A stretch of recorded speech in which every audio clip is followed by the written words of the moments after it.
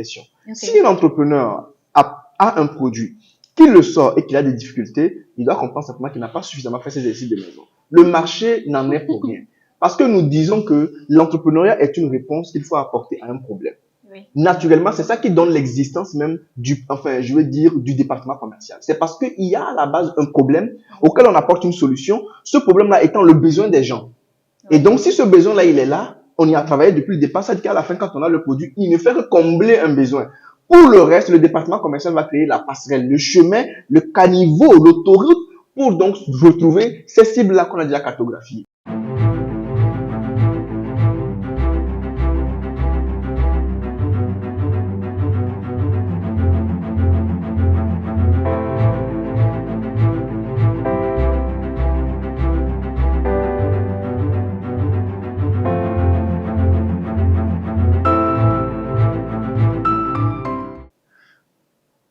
La stratégie commerciale est l'ensemble des actions et techniques mises en place par une entreprise pour atteindre des objectifs de vente.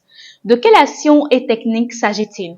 Dans ce numéro de votre émission, l'essentiel sur l'entrepreneuriat, vous aurez donc l'occasion d'avoir réponse à toutes ces questions. Avec notre invité du jour, Monsieur Hospice Com, connu sous plusieurs casquettes notamment, mais plutôt celle d'un consultant international en développement commercial.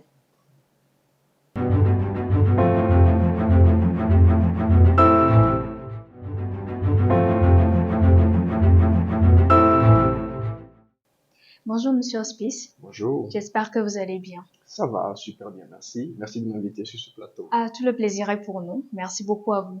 Donc, d'entrée de jeu, nous allons avoir une présentation de vous. Oui. C'est vrai que je viens de vous présenter, mais peut-être qu'il y a des éléments qu'on aimerait plus connaître au-delà d'un simple consultant international en développement commercial. Alors, merci beaucoup. Je suis Hospicecom. Je suis entrepreneur togolais et je suis consultant en développement commercial. Maintenant, l'international, c'est parce que nous étendons notre zone d'influence à la sous-région. Aujourd'hui, nous sommes dans 4 pays. Oui. Bientôt, on va aller à un 5e pays. Puis ensuite, l'objectif de 2023, c'est d'en avoir 5 en plus. Donc, on sera pratiquement une dizaine de pays bientôt. D'accord, intéressant. Et donc, c'est ça pour l'international. Alors, au quotidien, de manière pratique, comment est-ce qu'on ressent mon travail dans la vie des gens? Donc, au quotidien, nous apportons de la diplomatie commerciale, de l'encadrement commercial, comme solution au sein des corporations, au sein des organisations, au sein des entreprises. Donc, vous allez nous voir sur 3 branches de compétences. Le développement entrepreneurial qui nous amène à accompagner les entreprises de l'idée au business en 3 mois. Voilà. Ensuite, vous allez nous voir sur le développement commercial, sur tout ce qui est restructuration de la branche commerciale, implémentation du mécanisme de pilotage, plan d'action commercial, recrutement, formation, vous nous trouverez dessus. Et enfin, vous allez nous trouver sur ce qu'on appelle l'école pratique des commerciaux, qui pour nous est une machine de formation qui vise justement à former vraiment de la meilleure des manières les opérationnels donc des branches commerciales, les entrepreneurs, les responsables commerciaux, les commerciaux et puis les agents d'appui. Merci beaucoup. C'est vrai que dans cette émission, nous aurons à parler plus de la stratégie commerciale, domaine dans lequel vous intervenez d'ailleurs.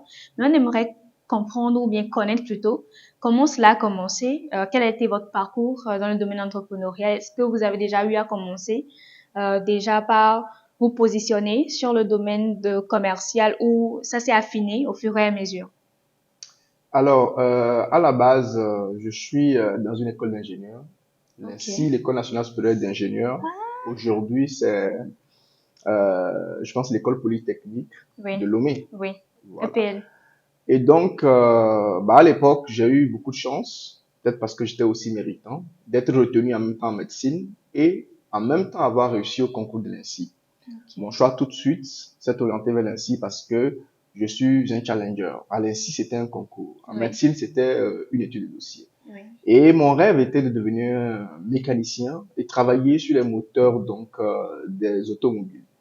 Et c'est ce chemin faisant que l'entrepreneuriat m'a croisé en chemin. Donc à la base, je suis un artiste origamiste et donc je donne des cours dans les écoles donc d'expatriés, lycée français, école américaine, Cours Lumière, Madone, Nouveau Monde.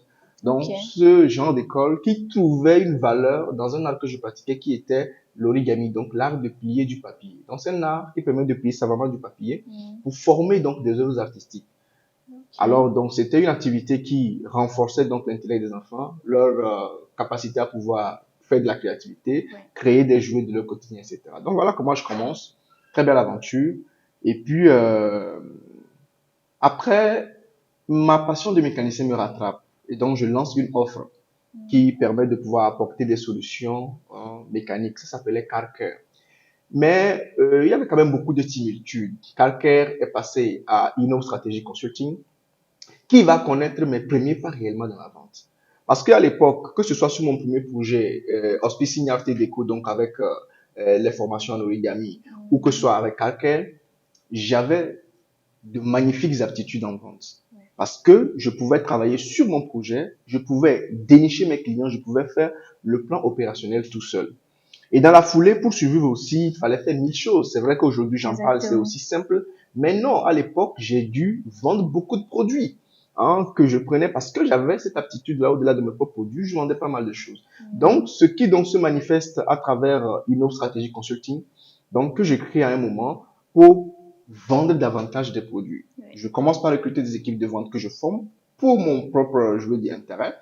Je prends les produits donc de personnes. J'ai des grands frères aussi qui me sous-traitaient certains produits qu'ils prenaient, donc des contacts qui me sous-traitaient. Et donc mes équipes et moi nous vendions. Donc voilà comment je commence par affiner cette expertise-là. Il faut dire qu'à la base, ce n'est pas une école de commerce qui m'a fait. Non, c'est le terrain, c'est l'opérationnel qui m'a d'abord fait. C'est l'expérience. Et donc cette entreprise-là, c'est elle qui va évoluer et en 2018 va atteindre son apogée pour donner ce qu'on appelle Zircon Supply, le cabinet d'expertise en développement commercial. Donc, dit comme ça, c'est, voilà, des pas de géant rapides, vraiment pour permettre aux gens de comprendre rapidement, mais l'histoire a été beaucoup plus complexe. Et donc, voilà d'où me vient, dans cette passion, donc, de la chose, donc, commerciale. Et donc, quand l'expertise atteint son paroxysme, c'est parce que il y a beaucoup d'entrepreneurs qui, nous faisant confiance personnellement, ont voulu qu'on puisse retraduire ce système-là au sein de leur corporation. Et donc, il fallait soit recruter, il fallait donc avoir, des démembrements, il fallait avoir des opérationnels et donc tout ça a été structuré, organisé et c'est devenu un cabinet qui œuvre donc dans les trois branches dont je vous ai parlé. Donc pour la petite histoire, vous allez voir que nous arrivons à créer une offre pour satisfaire les entrepreneurs et on se rend compte qu'on a encore un autre défi. L'autre défi, c'est quoi? C'est que tu as en face de toi des entrepreneurs qui veulent des opérationnels pour vendre les produits, essentiellement. Et tu te retrouves avec des étudiants qui sortent donc des universités ou des centres de formation et qui ne sont pas capables donc opérationnellement de vendre les produits. Donc a priori ils ont été formés, ils ont un BTS, une licence, un master, mais la notion pratique de la question commerciale ils la comprennent pas. Et donc ce qui nous amène à créer l'école pratique des commerciaux, justement dans un but altruiste à la base, parce que nous on voulait avoir des ressources bien formées pour servir donc nos clients. Et donc, ce faisant, on a compris que c'était un mécanisme extraordinaire, donc qui s'est étendu plus tard sur des renforcements de capacité, qu'on offre donc aux professionnels d'entreprise, aux commerciaux, etc. Donc, aujourd'hui, c'est devenu l'école pratique des commerciaux. J'allais justement venir même pour dire quelle est votre analyse aujourd'hui, par exemple, du marché togolais des entrepreneurs vis-à-vis de la question réellement de la stratégie commerciale. D'abord, comment vous la définissez et après, quelle analyse vous faites réellement du marché par rapport à la question? Bon, vous savez, la stratégie, c'est un peu comme l'idée par rapport à l'action. Donc, si on veut faire une comparaison rapide, on dirait que la stratégie, c'est le principe, c'est l'idée. Oui. Et puis, l'opérationnel, enfin, c'est l'action de matérialiser cela de manière concrète. Oui. Et donc, dans les schémas même d'orchestration de la stratégie, les entrepreneurs, alors, je vais pas dire qu'ils se gourent parce que je crois que c'est beaucoup plus un défaut de connaissance des principes commerciaux. Oui. Et cela ne se remarque pas que dans le département commercial. Si vous prenez tous les axes fonctionnels d'une entreprise, que ce soit sur les questions de gestion management, que ce soit sur les questions administratives, que ce soit sur les questions de comptabilité, de communication, de marketing ou de commercial, vous allez vous rendre compte que beaucoup d'entrepreneurs, voilà, c'est-à-dire perdent du pied parce qu'ils n'ont pas suffisamment d'informations dans ce domaine. Donc, il faut dire que ce que nous allons dire, ça ne concerne pas que le domaine commercial, mais je voudrais aussi le généraliser pour dire que cette question est vraiment, je veux dire, transversale à beaucoup d'autres domaines. Alors, qu'est-ce qui se passe? Il se passe que un entrepreneur qui pense son idée, qui travaille sur son offre, si c'est bien travaillé, Dieu merci, qui commence par aller sur le marché, cartographie toutes les charges d'implémentation du projet, le personnel, l'entreprise, le produit, mais la seule chose qui ne cartographie pas pour la plupart du temps, c'est donc l'opérationnel. Et donc, l'entrepreneur ou la plupart de ce que j'ai vu, de mon observation, mais se rendent à l'évidence de la chose commerciale que quand ils sont vraiment sur le terrain et qu'ils veulent amorcer. C'est là qu'ils se rendent compte que ça ne marche pas. Est-ce qu'on se comprend? Et donc, c'est la plus grande faute. Parce que dans les théories, et puisqu'on parle de stratégie, nous disons également que lorsque vous êtes sur un projet, que vous schématisez votre projet, vous faites la cartographie de votre projet, vous devez allouer près de 60% de vos ressources à l'opérationnel, au marketing, à la communication et à la vente. Ça voudrait dire que si votre projet, techniquement, vous coûte 1 milliard, vous devez donc consacrer 600 millions pratiquement à tout ce qui est donc marketing, communication et vente. Mais malheureusement, les entrepreneurs, en général, ils n'ont pas aussi une grande capacité financière. C'est pas aussi tant de leur faute, c'est aussi de l'environnement, aussi des affaires.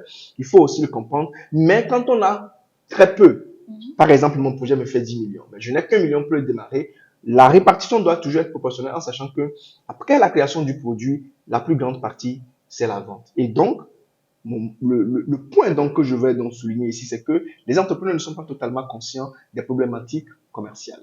Et donc, ils font le produit, et puis bon, après, ils commencent par se débrouiller sur la vente, alors que ça ne devait pas être comme ça. S'il y a donc une démarche fondamentale à faire en entame, c'est justement les questions opérationnelles, puisque c'est ce qui permet de vendre, de garantir les revenus et de pouvoir payer ses investisseurs ou même ses prêts. Donc, c'est très important de commencer par là. Donc, quelles seraient, par exemple, les techniques que les entrepreneurs devraient normalement adopter pour assurer ce côté opérationnalisation plutôt de leurs produits réellement pour que sur le marché, ils puissent avoir des retours financiers après? Bon, déjà, nous disons que c'est un péché de cartographier un projet en oubliant le facteur ou le paramètre commercial. Est-ce qu'ils oublient vraiment ou bien ils banalisent ça juste? Bon, qu'est-ce que tu veux? Il faut quand même être poli parce qu'après tout, on se dit que les gens, ils ont leur réalité. Mais le but du jeu, c'est qu'ils arrivent quand même à prendre conscience de ça. Parce que, après tout, lorsque vous regardez le schéma même fonctionnel de l'entrepreneuriat local, l'entrepreneur n'ayant pas beaucoup de moyens, assure pratiquement toutes les fonctions. De la production, si vous voulez, de la recherche du financement, production, jusqu'à la commercialisation. Et donc, l'erreur aussi à ne pas faire, c'est que souvent on pense que quand on aura le produit, il va se vendre. Maintenant, pour ceux qui sont bienveillants, les entrepreneurs, ils comprennent que non, c'est à eux de vendre, ils se rendent compte qu'ils n'ont pas de compétences, ils n'ont pas d'aptitude de vente. Et tel que l'entrepreneuriat est organisé ici, dans notre contexte donc togolais, ici à Lomé, il est très important que l'entrepreneur se fasse lui-même former d'abord comme un vendeur. Parce que pour la plupart du temps, il n'a pas les moyens, au-delà du développement de son produit, de recruter des commerciaux. Ça coûte énormément. Et donc, l'opérationnel étant un coût, il préfère limiter le coût de l'opérationnel, en fait, en peut-être se faisant former. Je dis, c'est une proposition. Et puis plus tard, vous allez vous rendre compte que mettre en place un département commercial est très exigeant. Il vous faut élaborer un plan d'action commercial. Il vous faut avoir un responsable de ce département. Il vous faut avoir des opérationnels donc qui appuient ce responsable-là. Vous voyez tout le mécanisme. Et donc, quand vous ne pouvez pas le faire, il vaut mieux se faire former. Mieux, lorsque vous êtes formé, vous, en tant qu'entrepreneur, vous vous faites former comme directeur commercial. Parce que vous avez la responsabilité, avant de recruter quiconque comme opérationnel commercial, maîtriser le plan d'action commercial. Donc, d'abord l'élaborer. Ensuite, sortir les politiques commerciales. Ensuite, pouvoir piloter ce plan d'action commercial sur le terrain, encadrer les commerciaux, les recruter, les former, recadrer les résultats.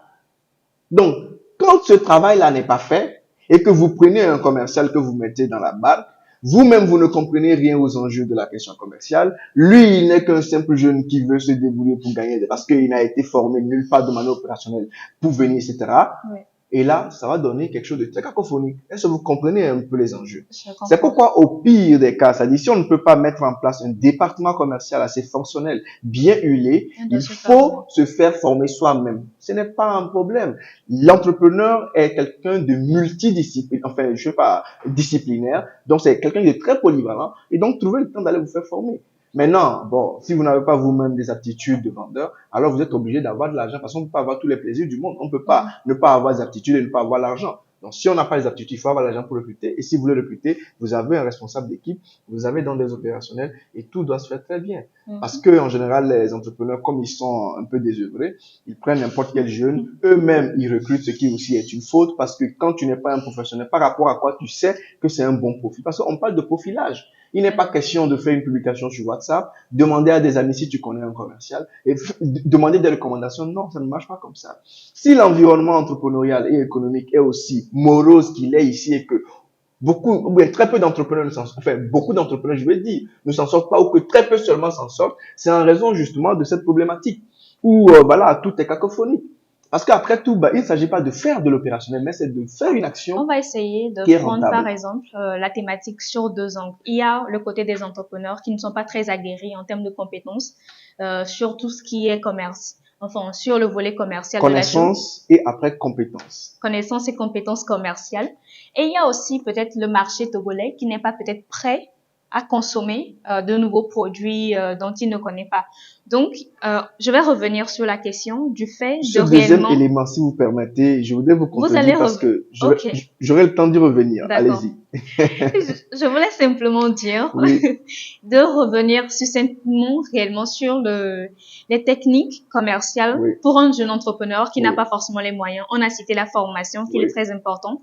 Après d'établir la stratégie commerciale, d'avoir le plan réellement et comme ça, il pourra peut-être recruter un autre jeune pour faire le job maintenant, tant qu'il lui-même, il maîtrise quand même la chose. Tout en contrôlant. Exactement. Mais vous pouvez revenir maintenant sur la deuxième, enfin, sur le deuxième volet de la chose. Alors, très bien. Donc, tout à l'heure, vous disiez en fait que, alors, le marché, c'était une question. Oui, tout à fait. Je vais avoir beaucoup de plaisir à apporter le correctif et puis en même temps les éléments sur la chose. Vous savez, si un entrepreneur crée un produit,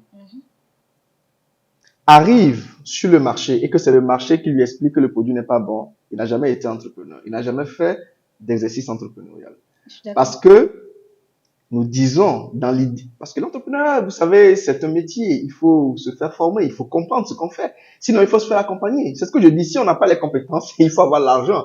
On ne peut pas avoir tout le luxe du monde. Si on n'a pas les compétences de le faire soi-même, il faut payer quelqu'un pour le faire. C'est pourquoi il y a des gens qui accompagnent des incubateurs, des consultants comme nous autres, et d'autres personnes que je vois bien sur le marché qui ont des compétences pour accompagner. Et donc, à la base même l'idée, mais est un univers. L'idée même est un grand processus, c'est-à-dire que quand je choisis l'idée, je dois lui faire un recadrage technique et marketing pour avoir l'idée la plus commerciale possible.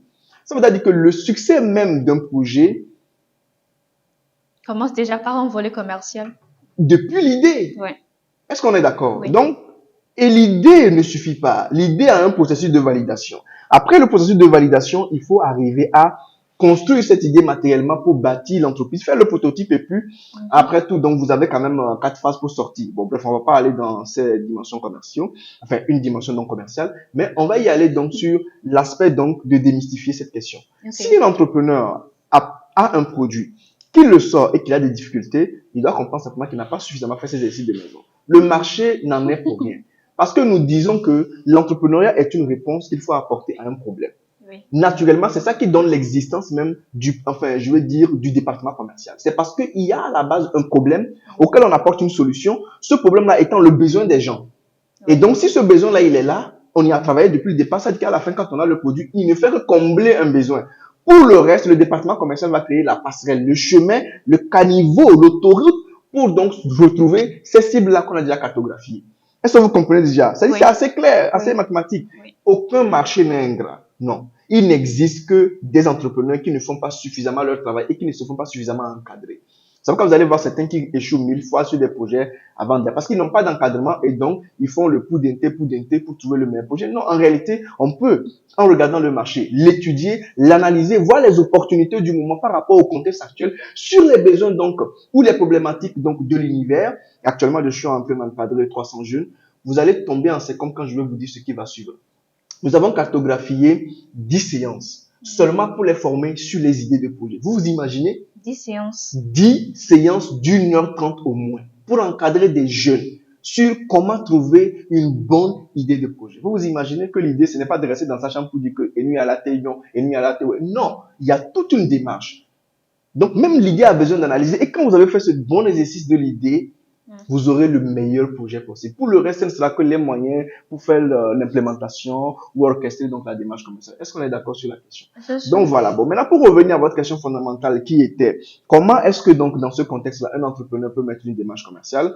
Pour me résumer, étape numéro 1, si vous n'avez pas les compétences, faites-vous accompagner. Vous ne pouvez pas avoir tous les luxes du monde.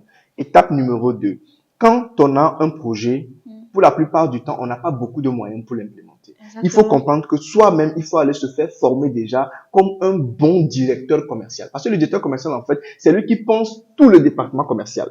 C'est lui qui pense toutes les actions, c'est lui qui les oriente sur le terrain et c'est lui qui défend les résultats en guidant les commerciaux. C'est vrai que si tu es un bon sachant, pour le reste, tu vas dérouler. Tu sauras comment, d'abord, dans la segmentation, tu sauras où sont tes cibles. Tu vas pouvoir créer donc des canevas ou bien des canaux pour pouvoir les identifier à travers un plan d'action cohérent, quotidiennement, hebdomadairement, mensuellement, annuellement. Tu vas pouvoir donc faire une planification de tes résultats financiers ou de tes objectifs financiers et savoir que dans le premier mois, si j'ai 1 million à faire ou 1,2 million à faire, le premier mois, je dois donc être à 100 000, le deuxième mois à 200 000, par exemple, et de pouvoir défendre cela. Tu dois être un bon sachant pour savoir que quand j'ai des charges qui s'évaluent à 1 million, je ne peux pas vendre que pour 1 million. Je dois faire des prévisions où je me retrouve peut-être à 5 millions pour que je puisse donc couvrir mes charges d'1 million et puis dégager donc de la marge en ayant certaines considérations. Donc voilà autant d'informations qu'il faut avoir. Sinon, le département commercial, ce n'est pas grand-chose. Il faut juste un plan, il faut un leader et des opérationnels. C'est tout. Après tout, le travail d'idéation, le travail donc d'incubation de l'idée a permis donc de pouvoir comprendre réellement les démembrements, je veux dire segmentaires, pour parler des segments de marché vers lesquels il faut aller en matière de cible. Pour moi, c'est simple comme bonjour. Il y a du travail à faire et il faut prendre le temps de le faire. C'est ce que j'allais dire. À vous entendre, ça vous paraît tellement facile, tellement... Enfin, ça coule de source. On a l'impression que ça coule de source et que forcément, peut-être tous les entrepreneurs n'ont pas ça. N'ont pas à voir la réalité enfin de leur situation d'aujourd'hui. Moi, j'aimerais revenir sur un petit point. Quand vous parlez de se faire former, j'imagine déjà qu'il y a des qualités ou sinon des critères qu'il faut avoir. Est-ce qu'on pourrait juste... Ah oui. Parce qu'il y aura aussi certaines personnes qui n'auront pas forcément cette chance-là. Tout à fait. Là, vous posez une question fondamentale, effectivement. Je souris parce que vous m'avez ramené sur le plateau d'une autre émission récemment. Et répondre à cette question avait fait beaucoup sourire les dames. Donc voilà. Donc tout à l'heure, la question m'a replongé dans cette situation. Alors, donc, il faut dire qu'effectivement, la question des commerciaux ou du commercial, elle est très compliquée. C'est pourquoi déjà même, commençons par dire que nous défendons à un entrepreneur de recruter lui-même. Vous savez, les entrepreneurs ont recruté un comptable, ça a marché, ils étaient contents. Ils ont recruté un secrétaire, c'était waouh, ils étaient heureux. Mais au moment de recruter un commercial, ils se rendent compte qu'ils ont loupé l'affaire. C'est parce que les processus sont pas les mêmes. Vous recrutez quelqu'un pas pour venir écrire, pas pour venir gérer, pas pour venir compter, et vous recrutez pour qu'il aille chercher l'argent. C'est le cœur de l'entreprise. Et donc, c'est le plus difficile également. Est-ce qu'on se comprend? Donc, ça veut dire que les entrepreneurs doivent comprendre que le département commercial n'est pas comme tous les autres départements. Si c'est la production, on va produire, il n'y a pas de problème. N'importe quel truc que tu ramènes, il va le faire. Si c'est à la comptabilité, bon, on est là, bon, ça dit qu'avec un minimum de compétences, on va le faire. Mais quand tu demandes aux gens de sortir, d'aller convaincre des gens, de les rencontrer, essuyer, etc., et c'est ça tout le défi commercial. C'est tout ce processus-là, de la prospection en passant par la qualification, positionner le produit, satisfaire, lever les objections, vendre le produit, fidéliser, c'est complexe en fait et ce n'est pas donné. Et donc, vous faites bien de poser la question sur les qualités. Comprenez que dans la démarche de recrutement des commerciaux, ce qu'il est très important de cartographier, ce n'est pas ce que les gens font. En général, pour tout poste, quand on veut recruter un opérationnel ou un agent, qu'est-ce qu'on fait? On regarde les expériences, on regarde le niveau d'études, d'accord? On regarde un peu, voilà, le diplôme de niveau d'études, on regarde quelques expériences. Et puis, on peut donc délibérer sur ses aptitudes à prendre. C'est un potentiel candidat. Très bien. Dans le domaine commercial, attention, il ne faut pas se limiter à là. Parce que quand vous limitez à cela, vous allez l'oublier. Parce que le domaine commercial ou la vente ayant je vais dire, des contraintes assez spécifiques dont je viens de parler, il est très important d'aller chercher la bonne personne. Et la bonne personne voudrait dire que les 3 éléments précédents qu'on a cités ne vous permettent pas de trouver le bon profil. Est-ce qu'on se comprend? Oui. Vous avez le bon contenu, mais pas le bon profil. Comment donc trouver le bon profil? Nous avons donc chez nous au cabinet Zircon Supply, quand nous avons, je vais dire, embrassé cette question, dans le but de pouvoir donc apporter plus donc de qualité dans le processus, cartographier qu'il était important d'avoir ce qu'on appelle les aptitudes humaine fondamentale de base qu'il faut rajouter aux 3 déterminants, donc diplôme, expérience et puis formation, etc., pour avoir un bon opérationnel. Oui. 1.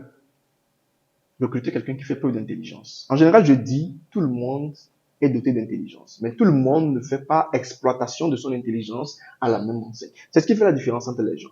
Donc, si vous voyez quelqu'un qui sait utiliser son intelligence au quotidien, il peut faire le commercial. Sinon, ne le prenez pas. Parce qu'au quotidien, le commercial devra aller discuter avec les gens. C'est un débat. Il faut pouvoir donc gagner. Il faut pouvoir tourner son intelligence et sortir. Est-ce qu'on se comprend? C'est comme vous êtes à la cour. Donc, vous voyez, c'est basique. Quand j'en parle, vous dites que mais c'est évident. Et pourtant, c'est ça.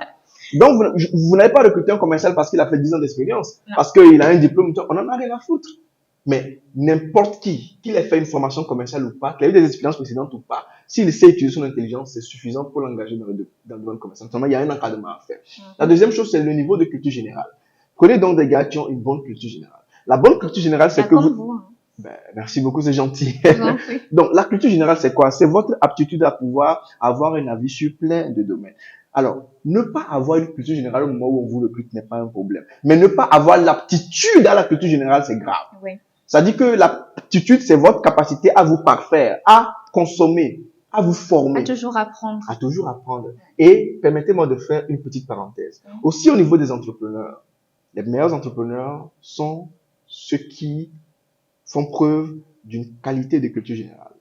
Aussi, quand vous êtes un entrepreneur et que vous avez très peu de culture générale, vous serez aussi très mauvais. Ça, c'est une confidence que je vous fais. Ne parlons pas fort, ils vont entendre. Et donc, après la culture générale, vous devez maîtriser les techniques de drague. Vous devez être un bon dragueur. D'ailleurs, nous, chez nous, lorsque nous recevons les étudiants donc à l'école pratique des commerciaux, que les garçons ou les filles aussi. Non, c'est mixte. Les deux. D'ailleurs, actuellement, j'ai une étudiante qui va démarrer lundi prochain, c'est une fille.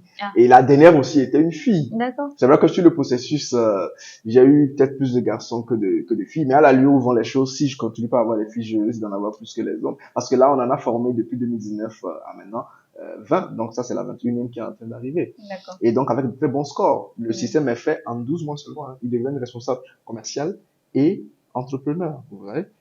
Et tous, ils ont soit leur boîte, soit ils travaillent pour les entrepreneurs, soit ils sont au sein d'une entreprise comme responsable commercial. Donc, le système, pour ça qu'on a compris maintenant l'enjeu. Et qu'est-ce qu'on cherche, qu'est-ce qu'on bâtit en eux? Ce sont ces déterminants-là assez fonctionnels. Comme je dis, le bon commercial, c'est l'humain et non les compétences techniques ou les diplômes ou autre chose. Est-ce qu'on se comprend? On va revenir rapidement sur le troisième point. On va revenir rapidement sur le troisième point. Je ne vais pas donc vous faire languir plus longtemps. Et donc, nous parlions donc des compétences donc de drague. Donc, je disais que lorsque nous recevons nos étudiants, d'accord, à l'école pratique des commerciaux, l'un des premiers exercices que je leur donne, ou l'une des premières questions que je leur pose, c'est est-ce que tu as un petit ami ou une petite amie? Est-ce que tu as un copain, etc. Et si la réponse est non, tu vas avoir une semaine pour te mettre avec quelqu'un. Alors, tout naturellement, ce n'est pas pour nous un outil de perversion, mais c'est pour dire que tu seras un technicien de l'humain. Et en société, l'un des meilleurs exercices pour découvrir l'humain, c'est d'avoir dans sa vie quelqu'un. Parce que vous savez, quand vous avez un ami, quoi qu'il arrive, il vous soutiendra. Vous allez toujours vous entendre. Les amis se disputent beaucoup moins. Mais les couples où on dit qu'on est passé à un autre niveau de sentiment, là, on se dispute beaucoup plus qu'entre amis.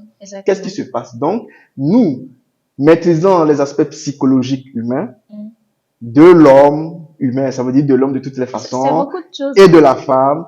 Pour nous, le meilleur exercice, le meilleur cas d'école d'un commercial, pour donc exercer un commercial à une certaine vie, à une certaine aptitude, c'est qu'il ait justement dans sa vie quelqu'un avec qui il vit une intimité.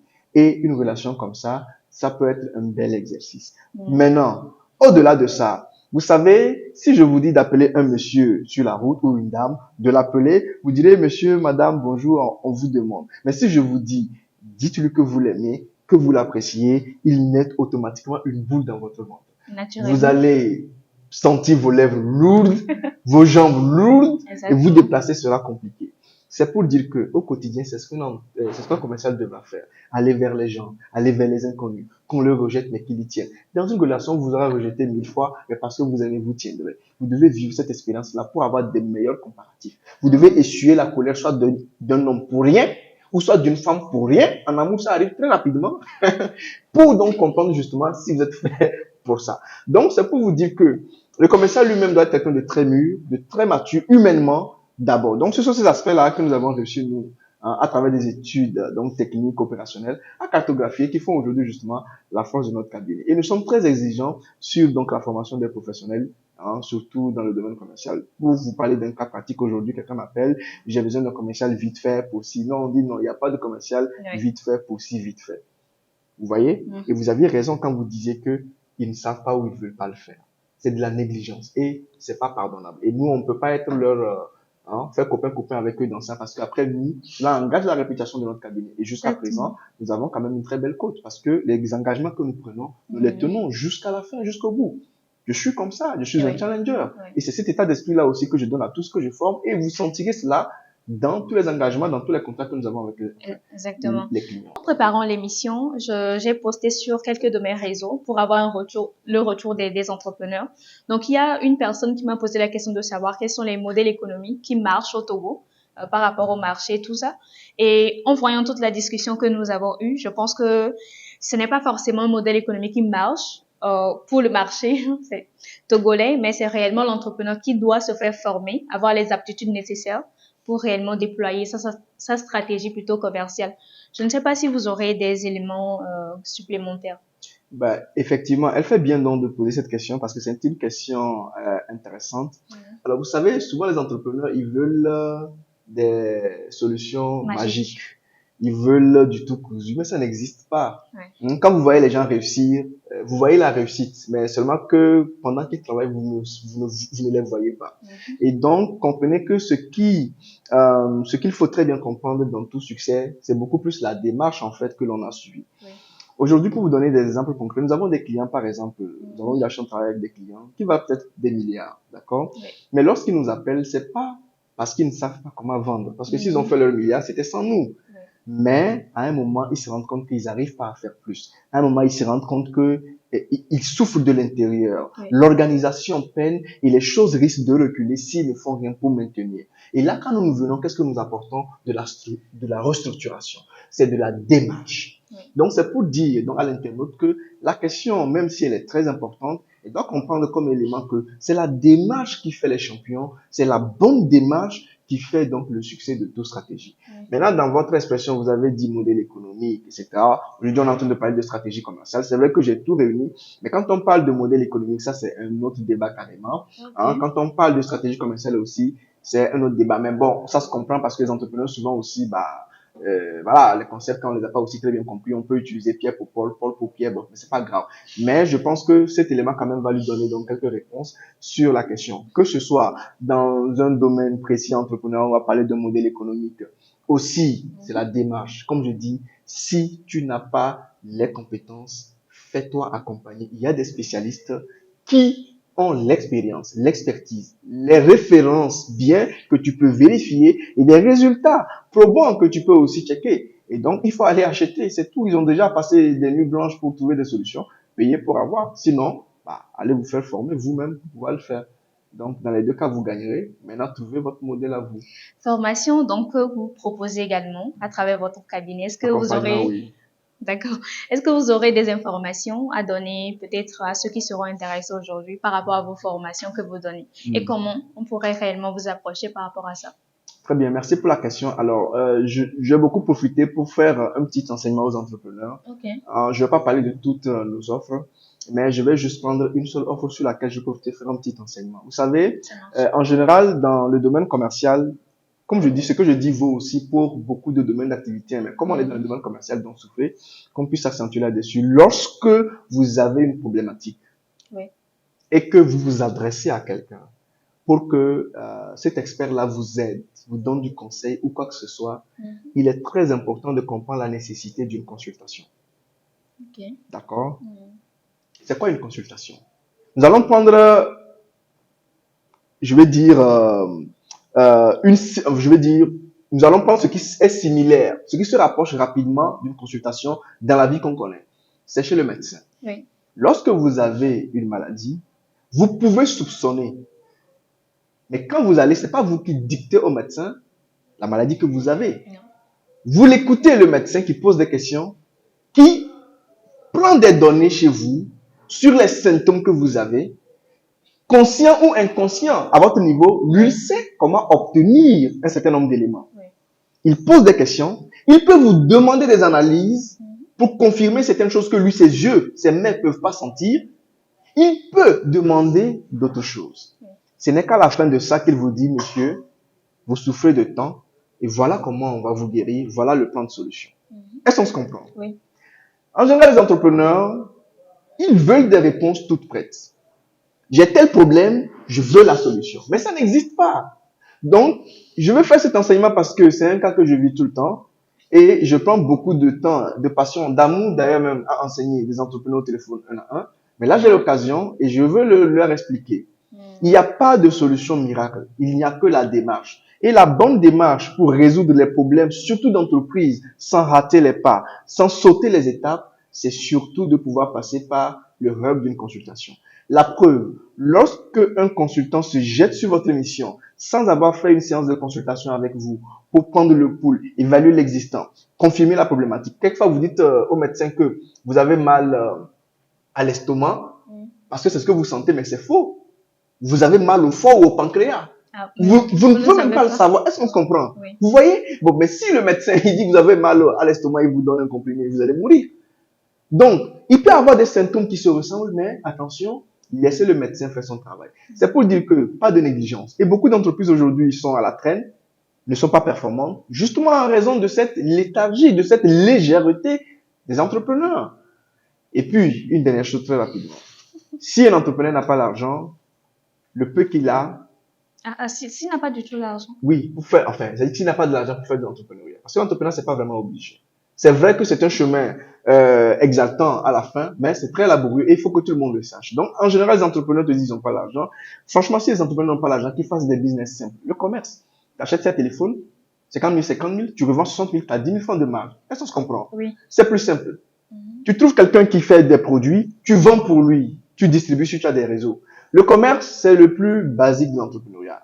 Aussi vieux que le monde est, vous voyez, tout est commerce. Oui. Les gens, ils vendent quelque chose. Ils l'ont pas fabriqué, mais ils le mettent là où les gens ils en ont besoin, ils vont le prendre. Ils se cassent pas les couilles, quoi. Ils sont pas là pour convaincre quelqu'un. Quand vous êtes jamais dans une boutique d'alimentation générale, on vous a convaincu d'acheter un produit ou un autre. Tu viens parce que tu dois manger. Simple. Donc, les entrepreneurs qui n'ont pas de l'argent, le peu d'argent qu'ils ont, prenez et puis faites des projets assez simples. Mais quand vous allez vous mettre sur des projets innovants, des projets assez structurants, des projets assez costauds, qui apportent beaucoup de valeur, qui changent la donne, etc., il faut avoir de l'argent. Oui. Et mon dernier conseil, c'est peut-être aussi pour les entrepreneurs qui sont dans le numérique. Là aussi, c'est ça. Vous allez voir qu'aujourd'hui, il y a beaucoup d'applications qui sont créées, beaucoup de solutions pour faciliter la vie de l'humain, la vie de la société. Mais personne ne perce. Personne n'utilise au finish. Parce que quoi? Ben, ils ont passé tout le temps à développer la chose et jamais ils ont demandé à quelqu'un est-ce que tu veux bien l'utiliser. Et ils n'ont pas aussi demandé donc pour que toi, tu puisses l'utiliser, quelles sont les conditions.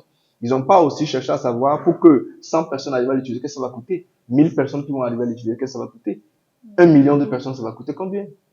Donc voilà, les vraies problématiques. Et donc quand en même temps, à un moment, tu te rends compte que pour que ton application soit rentable, il te faut 5 ans pour toucher ne serait-ce que 10 000 personnes, alors là, tu te réveilles.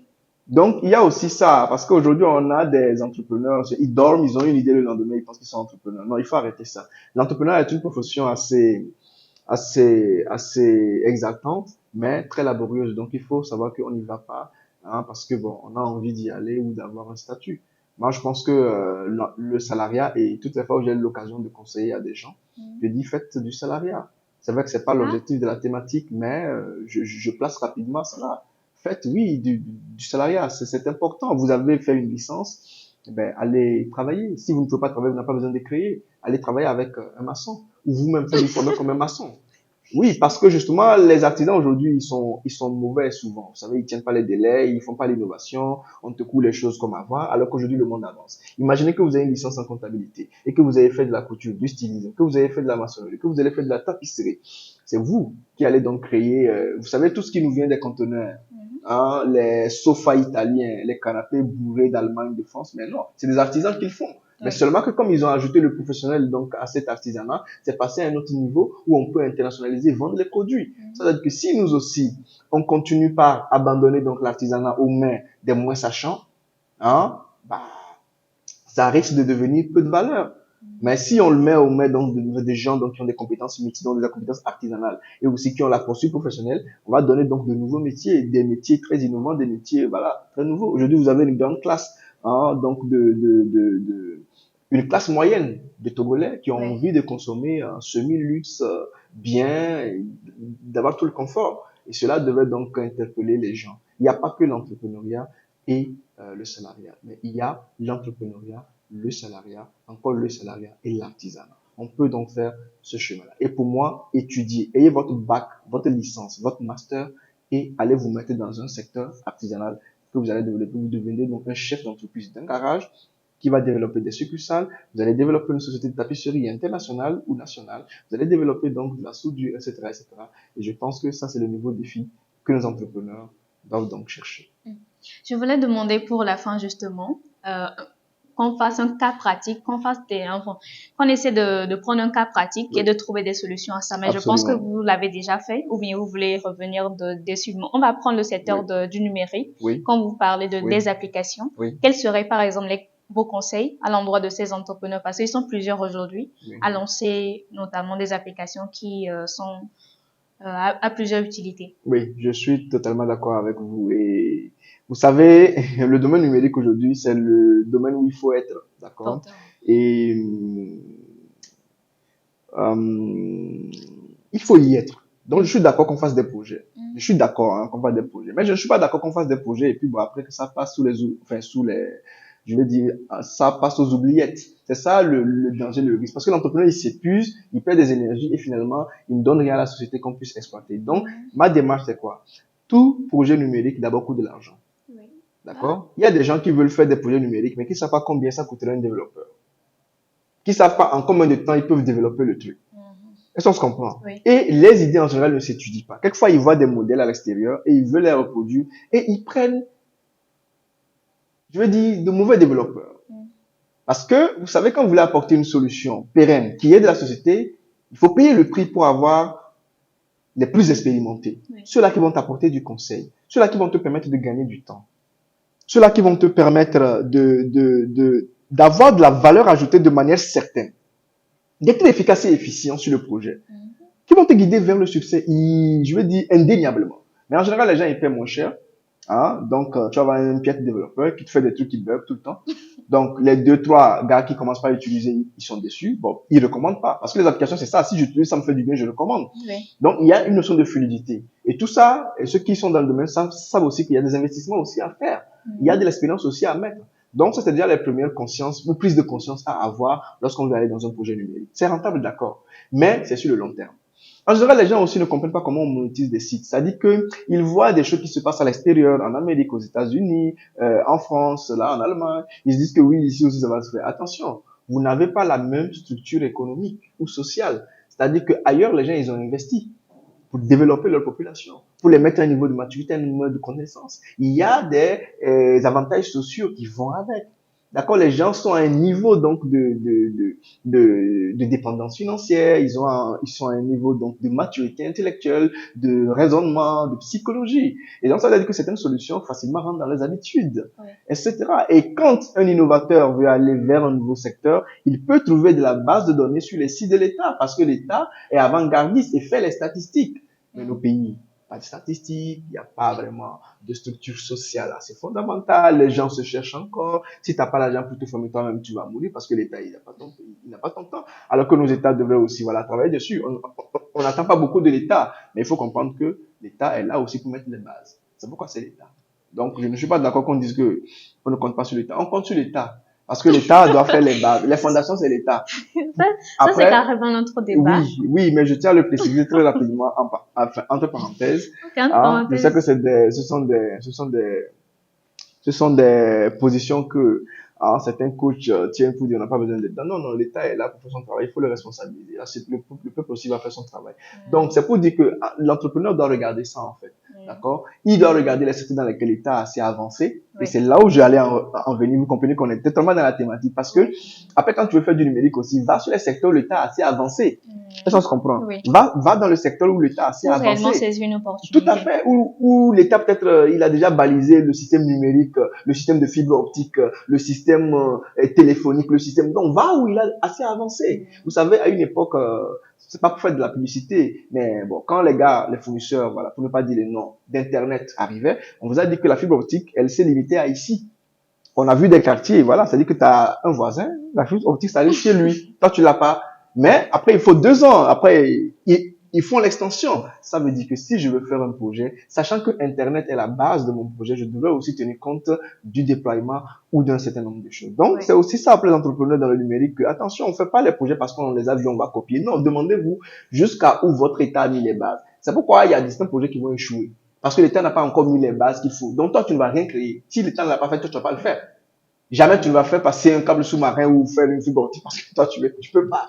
Ça, on se comprend. Et donc, c'est là où l'État aussi doit faire son rôle. Et l'entrepreneur doit juste surveiller l'État et voir c'est où il est en train de mettre son argent et aller s'aligner là-bas et attendre donc les prochains investissements pour continuer. Et donc, je pense que si on le fait, bon, on va être heureux, quoi. D'accord. Au-delà de tout, au-delà donc de toute la discussion, des informations que moi je trouve très très pertinentes.